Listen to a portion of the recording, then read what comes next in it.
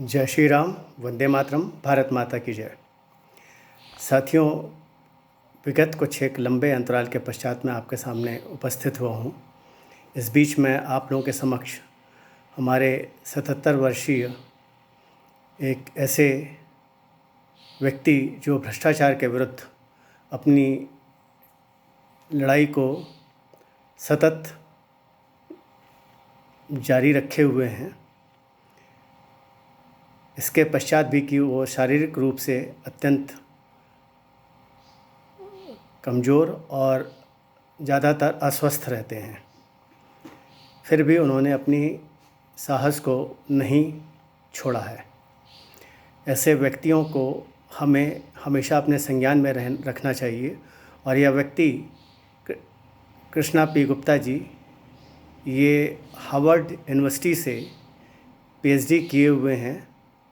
और आप समझिए, जिस समय में इन्होंने पीएचडी की होगी उस समय कितने लोग अपने देश में पीएचडी पाते थे। उस समय के हार्वर्ड यूनिवर्सिटी के पीएचडी डॉक्टरेट की उपाधि के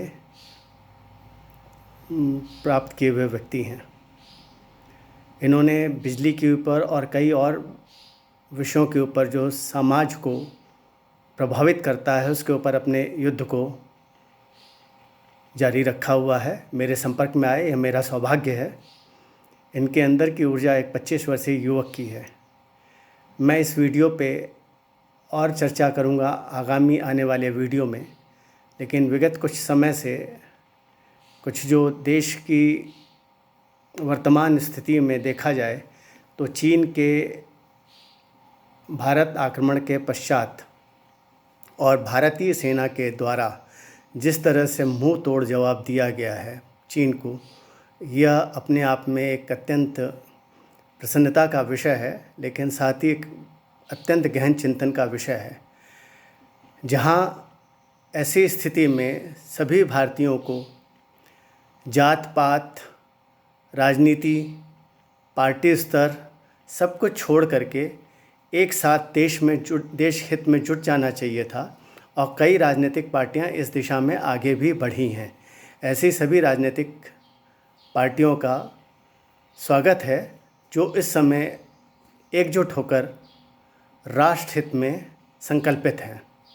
लेकिन वहीं देश की सबसे पुरानी राजनीतिक पार्टी कांग्रेस, जिसका कि मैं नाम ले रहा हूँ, वह आज भी देश की इस स्थिति में राजनीति खेलने से अपने को अलग नहीं कर पा रही है।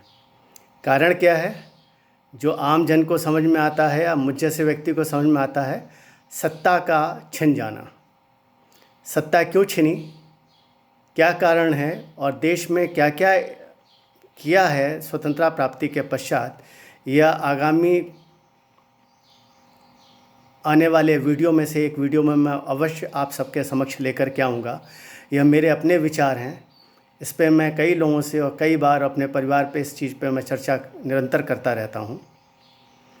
लेकिन यहाँ पर मैं बड़ा स्पष्ट रूप से अपने देश के प्रधानमंत्री नरेंद्र मोदी जी, गृह मंत्री श्री अमित शाह जी, रक्षा मंत्री श्री राजनाथ सिंह जी और अन्य जो इस समय देश की स्थिति से जुड़े हुए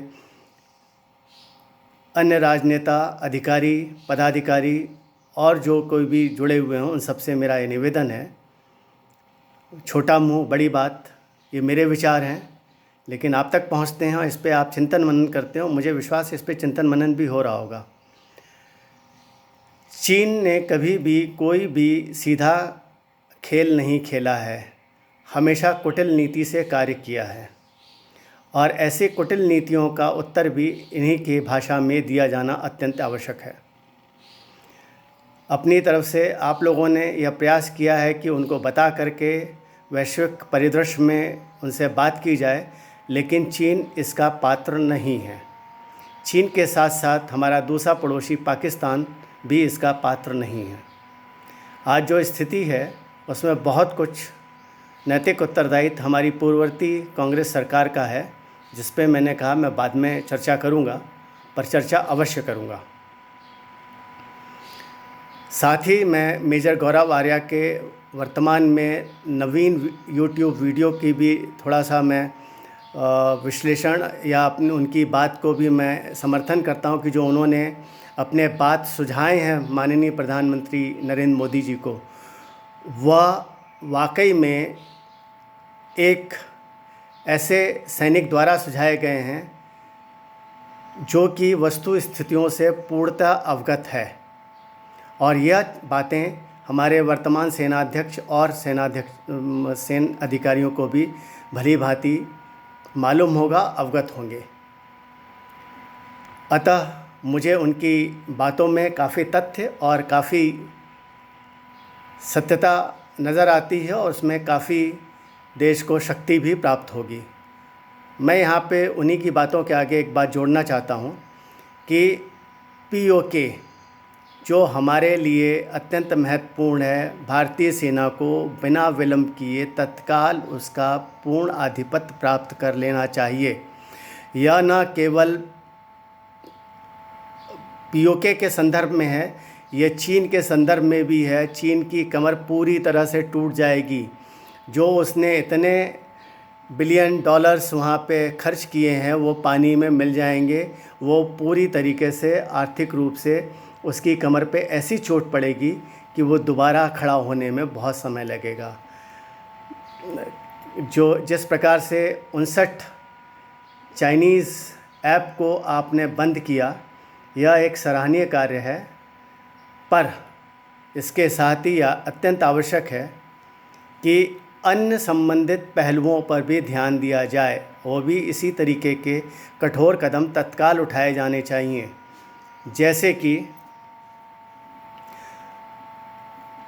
पहला, जितने भी राजनीतिक दल जो इस समय पत्रकार, मीडिया, शासकीय प्रशासकीय कोई भी व्यक्ति अधिकारी इस समय राष्ट्रद्रोह देशद्रोह में लगा हुआ है, यहाँ की सूचना चीन और पाकिस्तान पहुँचा रहा है, यहाँ के तथ्यों को जानने के लिए ज़बरदस्ती आंदोलन करने का और समाज में असंतुलन प्रसारित करने का प्रयास कर रहा है, इन सब को तत्काल देशद्रोह के अंतर्गत कार्रवाई कर इनका पूर्णतया इस पावन धरा से विस्थापन किया जाना आवश्यक है, वह भी तत्काल बिना किसी विलंब के। मैंने मीडिया पत्रकार भी इसलिए भी कहा कि पिछले कुछ समयों से मैं बड़ा ही बारीकी से देख रहा हूँ, सूक्ष्मता से निरीक्षण करने पर यह स्पष्ट हो रहा है कि कुछ पत्रकार, कुछ पत्र, समाचार पत्र, कुछ मीडिया पूर्णतया भारत विरोधी गतिविधियों में लगा हुआ है। क्या कोई मीडिया, कोई समाचार पत्र इसका उत्तर दे सकता है कि CAA NRC किस तरीके से राष्ट्र के विरोध में है? क्यों नहीं उन्होंने ऐसे नेताओं, ऐसे लोगों के बयानों का खंडन वहीं पे उसी जगह छाप करके उनके बयानों को समाप्त क्यों नहीं किया? वो किस चीज़ की प्रतीक्षा कर रहे थे? और आज उसी तरीके से चीन की बातों को लेकर के जिस तरीके से प्रसारित कर रहे हैं, हमारी सेना के मनोबल का गिराने का प्रयास कर रहे हैं। लेकिन उन्हें यह नहीं मालूम है कि हमारी सेना माँ भारती को समर्पित है। ये आप जैसे मीडिया कर्मियों या पत्रकारों या राजनेताओं को समर्पित नहीं है। जो राष्ट्र को समर्पित होता है वो सिर्फ राष्ट्र को समर्पित होता है। समझ में नहीं आ रही है तो यह सब समझें, बड़ा स्पष्ट रूप से कहा जा रहा है। अतः ये जो देश के छुपे गद्दार हैं, जिस रूप में भी हैं, राजनेता के रूप में, अधिकारी के रूप में, मीडिया कर्मी के रूप में, पत्रकार के रूप में या औद्योगिक घराने के रूप में, किसी को भी किसी तरीके की कोई छूट नहीं दी जानी चाहिए। यह राष्ट्र स्वावलंबन और नवराष्ट्र निर्माण का प्रश्न है। कांग्रेस सरकार ने स्वतंत्रता प्राप्ति के पश्चात किस तरीके की कूटनीति करी है, इस पे भी मैं विस्तार से आऊँगा। लेकिन आज मैं एक और निवेदन करना चाहता हूँ जो मेजर गौरव आर्यानी जी ने भी अपने YouTube वीडियो में लिया है कि हम विदेशी और बाकी और चिंतकों, समाज सुधारकों को छोड़ हमारे देश के चाणक्य जो हजारों वर्ष पूर्व विदेश नीति, राजनीति, अर्थनीति पे इतनी बड़ी बात और कितने विस्तार से लिख करके गए हैं, उसका अध्ययन आज के परिप्रेक्ष्य में किया जाना और उसको प्रभाव में लाना अत्यंत आवश्यक है। आज यह भी आवश्यक है कि छत्रपति शिवाजी महाराज, महाराणा प्रताप, गुरु गोविंद सिंह, रणजीत सिंह जी किस तरीके से देश हित के लिए उन्होंने अपने स्तर से किस तरीके से युद्ध कौशल करके इन लोगों के, मुग़लों के नाकों चने चबवा दिए थे। महाराणा प्रताप जी ने किस तरीके से स्थानीय लोगों के साथ मिलकर के मुग़लों को उस हद तक परेशान किया था कि वो कई बार परास्त हुए और बाद में हमारे ही बीच के कुछ जयचंदों ने हमें धोखा देकर, जो कि ये समय समय पे हो रहा है, इसीलिए मैं माननीय नरेंद्र मोदी जी और अन्य गणमान्य नेताओं से निवेदन कर रहा हूँ कि ऐसे गद्दारों को, अब जयचंदों को इस देश में स्थान नहीं दिया जाना चाहिए। बहुत हो चुका। आप लोग अपने बयान में बार बार बोलते हैं कि यह ऐसा है, वैसा है। जब साक्ष्य उपलब्ध हैं तो कार्यवाही क्यों नहीं, ये हम आम जनता जानना चाहती है। किस लिए? क्या राजनीति खेली जा रही है? देश की कीमत पे राजनीति अब ना खेलें। आप लोग उस पद पर हैं, उस स्थान पे हैं जहां राष्ट्र की अस्मिता का सवाल है, प्रश्न है। और जब राष्ट्र की अस्मिता का प्रश्न हो, वहां पे राजनीति नहीं स्वीकार्य। मैं इस देश का हो सकता है सबसे छोटा नागरिक हूँ, लेकिन मैं इस देश का नागरिक हूँ और मैं कोई भी ऐसी बात किसी भी तरीके से स्वीकार नहीं कर सकता जो देश हित में ना हो। यह आप लोग भी जान लें। अतः इस पर राजनीति बंद करें। बहुत हो गई राजनीति, अब देश हित में सोचना शुरू करें।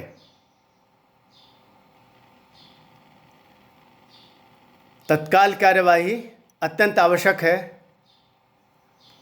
सेना सीमा पर जो कर रही है, आपने उनको, जैसा कि समाचार माध्यमों से और आपके वक्तव्यों से यह स्पष्ट होता है कि आपने उन्हें कार्रवाई करने के लिए पूरी छूट दे रखी है। सराहनीय कदम है, पर इससे भी अधिक सराहनीय यह होगा उनके मनोबल को बढ़ाने वाले ऐसे अवरोधों को तत्काल दूर करिए जो उनके परिवारों के मनोबल को गिराते हैं अपने गंदे कूटनीतिक बयानों से। मैं आने वाले वीडियो में श्री कृष्णा पी गुप्ता, जो हार्वर्ड यूनिवर्सिटी से पीएचडी किए हुए हैं, उनकी बात को रखते हुए बिजली के ऊपर भ्रष्टाचार में किस तरीके से काम करना है, उस पर अपने विचार लेकर के आऊँगा। इसके अतिरिक्त भारत सरकार के उपक्रमों में किस तरीके से भ्रष्टाचार चल रहा है और विशेष उदाहरण आने वाले समय में तेल कंपनियों में किस तरीके से भ्रष्टाचार और राष्ट्रीय के नियमों का खुलेआम उल्लंघन हो रहा है और वो लोग अछूते जा रहे हैं, और जो कोई भी इस बात को उठाता है या सामने लाता है उसको किस तरीके से प्रताड़ित और परेशान किया जाता है। उसमें से एक तेल कंपनी के विषय में मैं आप लोगों को विस्तार से अवश्य बताऊंगा। मैं साक्ष्य, इसके अतिरिक्त समाज में किस तरीके से कहाँ क्या भ्रष्टाचार हो रहा है, मेरा आप सभी से निवेदन है कि आप सब लोग भी इसमें जुड़ें। कारण भ्रष्ट लोग आपस में बिल्कुल जुड़ करके एकजुट रहते हैं मजबूती से, कारण कि उन्हें मालूम है जब तक वो साथ हैं, एक दूसरे के साथ दे रहे हैं, तब तक उनका कोई कुछ नहीं बिगाड़ सकता। वहीं पे जो सत्य मार्ग पे या ऐसी कुरीतियों भ्रष्टाचार के विरुद्ध लगा हुआ है, उसको बाकी सब लोग इसलिए छोड़ देते हैं कि वो सही मुद्दे पर लड़ रहा है, विजय प्राप्त होगी। ऐसे विजय प्राप्त नहीं होती है। लेकिन इसका यह अर्थ नहीं है कि मैं अपने प्रयासों को बंद कर दूंगा ना। मैं इन प्रयासों में विगत 3 दशकों से अधिक समय से लगा हुआ हूं, निरंतर, और मैं आगे भी करता रहूंगा जब तक मेरी सांस में सांस है। निवेदन आप सबसे इसलिए कि मेरा प्रभाव क्षेत्र व्यक्तिगत रूप से एक मेरा प्रभाव क्षेत्र हो सकता है, लेकिन जैसे जैसे हम आपस में जुड़ते चले जाएंगे, इधर से सब तरफ से हमारा प्रभाव क्षेत्र विस्तारित होता चला जाएगा। वो मेरे प्रभाव क्षेत्र से हमारा प्रभाव क्षेत्र बनेगा। जब ये हमारा प्रभाव क्षेत्र बनेगा तब आप स्वयं अनुभव करेंगे खलचल आ गई है और भ्रष्टाचारी लोग अपने आप को असहज महसूस करने लगे हैं, और तब ये एक परिवर्तन का प्रारंभ होगा। तो साथियों, इसी के साथ आप सभी से निवेदन कि प्रयास करें कि मेरा यह वीडियो हमारे देश के प्रधानमंत्री श्री नरेंद्र मोदी जी, गृह मंत्री श्री अमित शाह जी, रक्षा मंत्री श्री राजनाथ सिंह जी और अन्य सभी ऐसे गणमान्य विशेष व्यक्तियों तक पहुँचे जो आज की वर्तमान देश परिस्थिति काल में सक्षम है यह सब परिवर्तन लाने के लिए, और इनका सहयोग अगर प्राप्त होता है तो एक परिवर्तन आ सकता है। इसी के साथ भारत माता की जय, वंदे मातरम, जय श्री राम।